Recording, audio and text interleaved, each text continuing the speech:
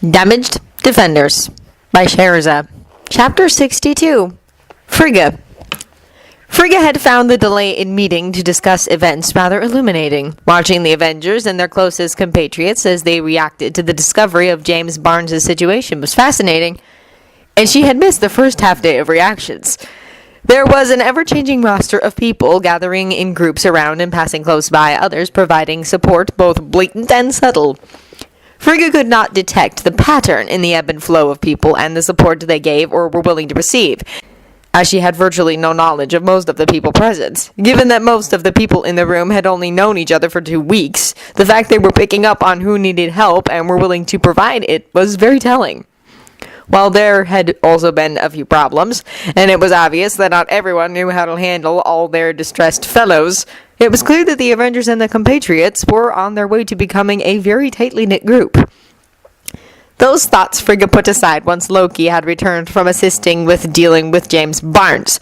From Loki's expression, Frigga divined that they had had at least some level of success. Loki looked both triumphant and greatly disturbed, enough so that even the Midgardians, who were less familiar with Loki than she, were picking up on it, if Tony Stark's narrowed-eyed look of concern every time he looked Loki's way was anything to go by. Thor sat down to her left and Loki to her right. Frigga shifted just slightly, enough so that her arm brushed Loki's. He shot her a faintly exasperated look that reassured her as much as it amused her. "I am fine, Mother," he told her. Despite the look on his face, his tone was more amused, fond, and long-suffering than anything else. "You will permit a mother to fret, my son," Frigga told him. The fact he didn't argue against that declaration was rather telling. Frigga yanked her attention back to the matter at hand. By the time she had done so, Tony Stark, Captain Rogers, and the man that had introduced himself as Charles Xavier had all gathered around the couch she and her sons were sitting on.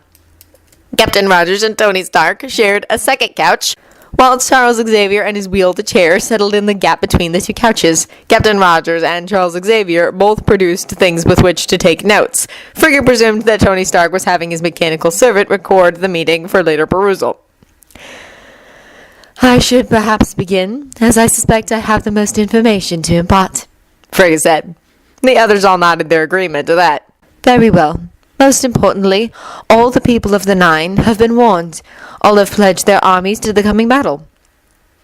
Most have offered further assistance, the making of ships and weapons, since Midgard does not have a space fleet, where most of the rest of the Nine do, training to fly them, and combat and magical training if anyone is interested and capable. They have all also expressed interest in meeting Captain Rogers and Mr. Stark, and at least a brief tour of Midgard itself and the solar system, so they know the lay of the land before the battle."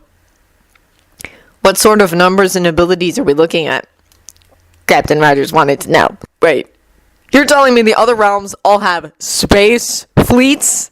Tony interrupted to ask, his expression avid. Frigga almost laughed at that look on Tony's face, but managed not to. "Yes, all of them do, save the Jotuns. The Jotuns' space fleet was completely destroyed during the last war with them a bit over a millennium ago." "And they're willing to build us spaceships and teach us to fly them," Tony said, his tone equal parts skeptical and almost reverent. Captain Rogers and Charles Xavier were by now looking rather amused, as was Loki. Frigga didn't blame them, as Tony Stark's reaction was rather amusing.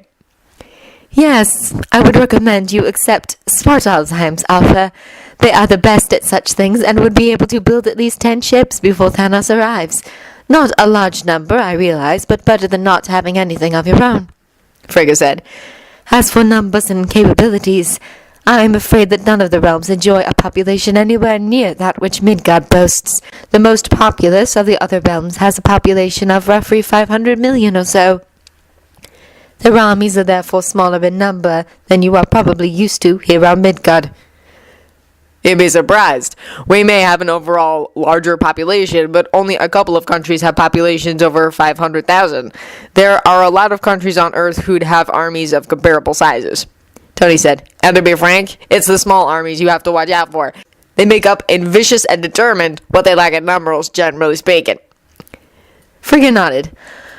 "Of the 8 realms other than Midgard, only 6 are inhabited. Alfheim, Vanaheim, Nidavellir, Jotunheim, and of course Asgard. Muspelheim and Nibelheim were both once populated, but their peoples died out a very long time ago, and both realms are now barren, resourceless rocks of no use to Thanos. There is no water, air, or anything else of use to him on either realm, so we cannot use them as bases of operation. He'd have to come here to get everything he needed, and that would expose his army to attacks going to and from. Captain Rogers nodded. So it'd just be better and easier for him to take us over and have everything he needs right under his boots, rather than set up a base elsewhere. Precisely, Frigga said. Asgard, Alfheim, and Vanaheim are the most populous realms. All three are at or around the 500 million mark. Alfheim and Vanaheim's armies are about 1 million strong. They both also have about 200 ships each, capable of transporting their entire army wherever it needs to go, as well as fighting, Frigga told them. As for powers, Alfheim's people are what you would call elves. They are all middle to high-powered magic users, all of them capable of at the very least fireballs, such as you saw Loki employ. Most of them are capable of far more than that, though relatively few match or exceed Loki or myself in magical strength, Frigga said. They would probably be best put to use as long-range combatants, as while they have strength and durability greater than that which most Midgardians enjoy, they are actually the weakest in those regards of the realms, as their magical abilities obviated the need for close-range combat for the most part. Captain Rogers nodded, most of his attention on his writing. He'd begun scribbling notes the moment she'd started talking. Vanaheim's people are virtually identical to Asgardians in most respects, though more of them are magically inclined and are stronger, magically speaking, than Asgardians. Vanaheim magic users are generally middle strength, with the odd high-powered person such as myself, and they all tend to specialize in one thing or another, conjuring or fire control, or water control, for instance. So a bit weaker relative to the elves, but put the folks with the right skills in the right places and they'll still pack a heck of a punch, Steve said. Quite so. And unlike the elves, Vanaheim's residents are trained in close-range combat. They do not have weapons such as Midgardian guns, but swords, maces, bows, and arrows, things of that nature. Captain Rogers and Tony both nodded, obviously filing that tidbit of information away. Would any of them be willing or able to learn to use a gun? It's not like we don't have plenty of the things here, and they generally have better range than even the best bow. But don't tell Hawkeye I said that, Tony asked with a grin. Quite possibly they would, yes. They are less sensitive about honorable battle than Asgardians, and would probably appreciate the economy of such weapons, Frigga said. Tony and Captain Rogers both nodded at that, and Captain Rogers added another note. Asgard's actual army is close to 3 million, with almost 500 ships. The difference in numbers compared to the other two realms is due to Asgard being a warrior culture, where the other two aren't. That said, virtually the entirety of Asgard's population, save the very young, the very old, or the badly disabled, have at least some degree of combat training and ability. They can be mobilized if it becomes necessary, and the vast majority of them would volunteer for such a battle, Frigga told them. Asgard has some magic users, but only a few hundred. Of that number, only myself, Loki, and perhaps 3 or 4 others are as powerful as a Vanaheim magic user, never mind an elf. My greatest strength in magic lies in healing and defense, not offense, which will render me all but useless in the battle, Frigga continued. Loki will be your greatest asset when it comes to combat useful magic. He is every bit as strong as I am, and may one day even surpass me. The two of us are the only non-elves I know of who can compete with elves when it comes to magic. All Asgardians, even the magically inclined ones, are trained in close-range combat with the same sorts of weapons as Vanaheim, save for bows and arrows. Asgardians regard long-ranged weapons of any sort as cowardly. Frigga didn't roll her eyes at that attitude, but her tone conveyed her exasperated distaste for it. Literally everyone, even Thor, which surprised her, reacted with amusement, disdain, exasperation, or like sentiments to that news. Frigga made a mental note to ask Thor later when he changed his mind about the issue and why. She sighed a little bit, then continued. Nidavellir is home to those you might call trolls or ogres. They are roughly of a size with your Hulk, and their main abilities are the same as his. Extreme strength and durability, though their intelligence is far greater than I understand is generally attributed to trolls and ogres in Midgard's tales. They're every bit as intelligent as the other races of the Nine. Frigga continued. Their army is slightly smaller than that of Alfheim and Vanaheim, just barely over 1 million, and about 80 ships, which are not capable of transporting their entire army. They are isolationists. It is extremely rare to see one off their home realm, and due to their strength and durability, the other realms generally leave them alone, as fighting them is a losing proposition, even if they manage to win the fight. The potential loss of life is generally judged to not be worth the conquest. Huh. Might want to introduce Hulk to them at some point once we get Hulk to a good place with us, Tony said. I think he'd like being able to hang out with folks who equal him in ability. Captain Rogers nodded agreement to that. Svartalfheim is home to those you might call dwarves. They have an army of just under 1 million, but they have 1,000 ships, split between small attack craft capable of fighting in space or in atmosphere, and enormous ships with enough firepower to shatter planets in an all-out assault. Their entire army is space-based. Their main skills lie in mining and crafting, not physical fighting. So they crafted themselves the most formidable long-range weapons and ships they could devise to protect their realm. They sound like my kind of people, Tony said, giving a grin that was all teeth. Indeed, Frigga agreed.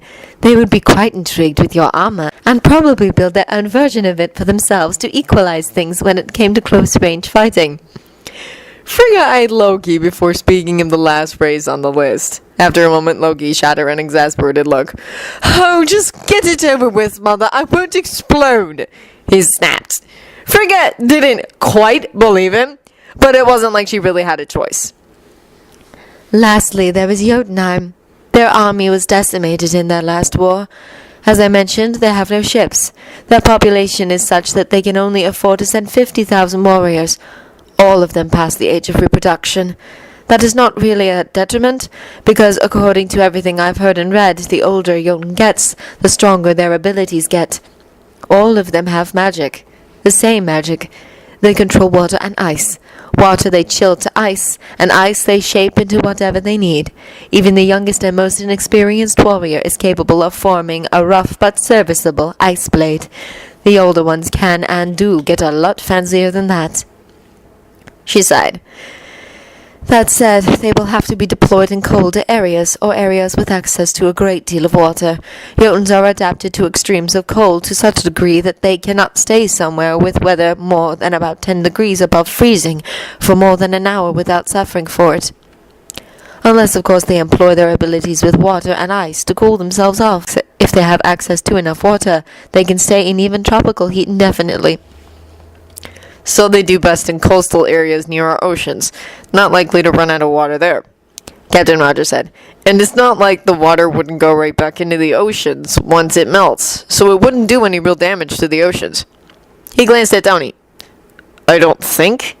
Environmental stuff like that is not exactly my specialty.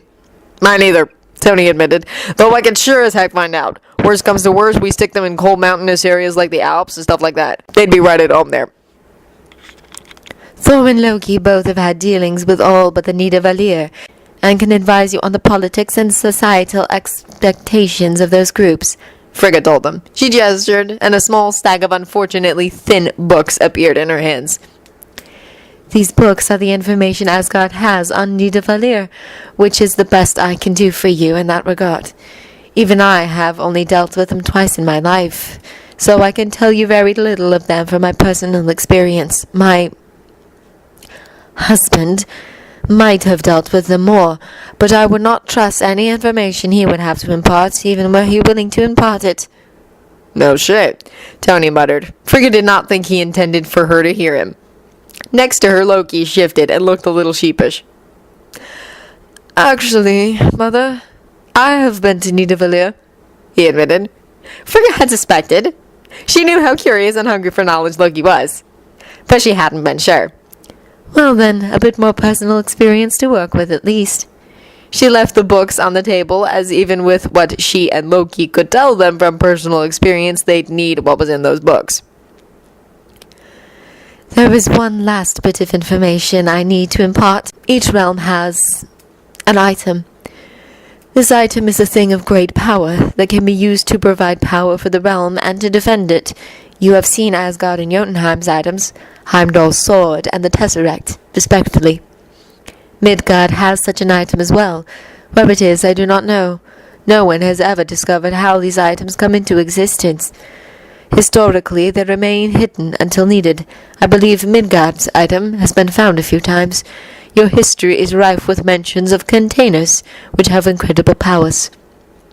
The Ark, Holy Grail, Pandora's Box, Cauldron of Dagda, Cup of Jamshid, Elhmir, Perdadani, Nuntios Cup, and magic lamps, said to contain genies, to name but a few. So, we try to find the thing. With what you're saying, it's not a sword or really anything readily identifiable as a weapon, jewelry, or clothes. Other than that, it's basically good luck finding it, Tony said. I would start in the least populated and most remote areas of your world. Given your population, those are the only places it could have remained hidden for so long, Frigga told them. Good point. Would it give off any kind of energy signature that we could track remotely? Tony asked. Frigga shook her head. I do not know, but I sincerely doubt it. I can have Heimdall attempt to find it, but I do not know how successful such an endeavor would be. Well, we'll still put it on our to-do list, Roger said. Then he glanced at Charles Xavier. You want to go next? He asked. Yes, I probably should, Charles said, as the Avengers proper have been rather busy the last 2 weeks dealing with themselves and the situation to hand. He motioned towards the window, indicating the damage done during the attempted invasion.